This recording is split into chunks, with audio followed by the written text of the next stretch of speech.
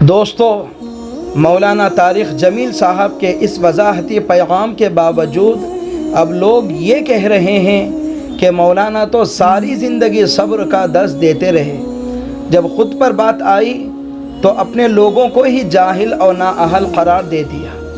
لوگوں کے سامنے رونا دھونا اور اپنے فائدے کے لیے نااہل کا فتویٰ لگا دینا اور خود کو صرف اہل حق سمجھ لینا بس کر دے۔ روافظ کے پاس رہنے کے نقصانات یہی ہیں۔ آپ نے بھی ماتم شروع کیا ہوا ہے، آپ نے خود کو اہل حق سمجھ لیا ہے، لوگوں کی آپ سے عقیدت کا آپ فائدہ اٹھا رہے ہیں، ہر فیصلے میں آپ اپنی منمانی کر رہے ہیں۔ دوستو، دعا کریں کہ اللہ پاک مولانا کی حفاظت فرمائے، اللہ پاک مولانا کو ہدایت دے، حاسدین سے اللہ پاک مولانا کی حفاظت فرمائے۔ لیکن یاد رکھنا، کسی اللہ والے کے پیچھے پڑھ کر اپنی آخرت برباد نہ کرنا۔